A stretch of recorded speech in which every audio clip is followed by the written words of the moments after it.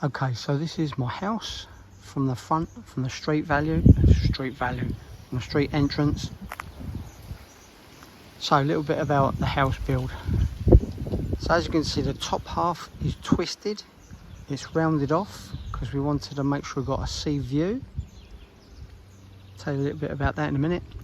So every single brick built myself with the help of my wife, mixing the cement. All 12,500 bricks. The railings as well, absolutely everything you can see. So, designed the house myself about a year before we built it, took it to the architect, and the architect drew up the plans to be officially presented. So, that upstairs we can see there's a balcony from our main bedroom, and we can't cover up that roof terrace, awning, whatever you like to call it, because that will be illegal. I can't even put plastic on there, but I might do later on. Apparently you can't cover up more meterage than the house has got, and we've got absolutely to the limit, 235 square meter build, so we've gone up to the limit. So yeah, so there's a balcony up there which we don't ever use, that's from our bedroom, and there's a side door that leads into our daughter's bedroom, so she's got access to it as well. Okay, so the railings I made myself, the gate as well, made the gate myself, all the ironwork, did all that, all the bending and everything, the welding, and we've got a keypad, digital keypad on there, so there's no key. You can use a key, but we don't use a key, we use that digital code, or we can open it with our mobile phone. Entry system, video entry system. Every time somebody touches the front doorbell, takes a photograph and alerts us on our phone and rings the doorbell. So this is the side car entrance.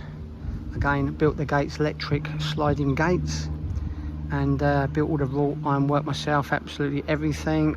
Just bought the wheel system and the electric remote opener.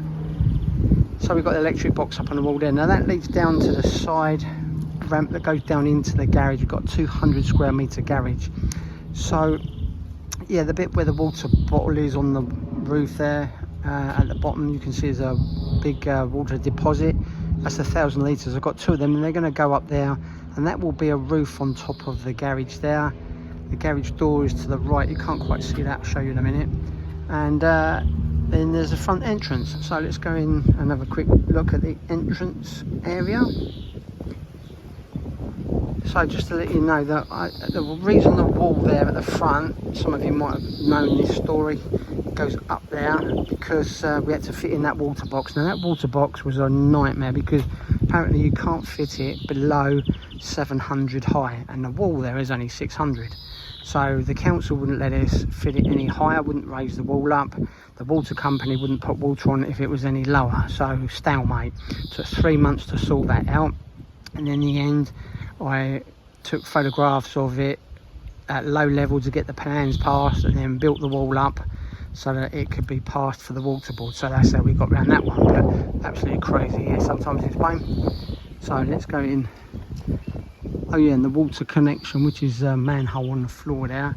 It's a new house, a new installation, so when the water company comes to connect up, you have to connect the pipe up to the street entrance there, to the wall, below the wall, and then the council come and set up their company. They have a private company to fit the water pipe, so you can connect the water to the street, and they charge 3,000 euros for that. There's no getting around it. You can't get anyone else in, can't get other quotes. That's it, 3,000 euros. So okay, so you come in these electric gates here, and then that goes down to the ramp. I've got a trailer down at the moment, but to the bottom on the right is the entrance to the garage, and we don't park our cars there. The idea is here, where that car is there, that's one of our cars. It's an old beat up piece of what's it, but it still keeps going. It's 29 years old now, and it keeps passing the RTV, so the day it stops passing the RTV I'll bin it, but it keeps us going. So yeah, we've got two cars that we park there, and I'm going to build a pergola there with solar panels on top. Originally the idea was to put an electric car there. There's a point in for it for charging, but I'm not happy with the idea of electric cars. I think they're a bit overrated and expensive, so we're going to just buy a good second-hand car and have a carport there. So I'm going to build a pergola, wooden pergola there, type carport.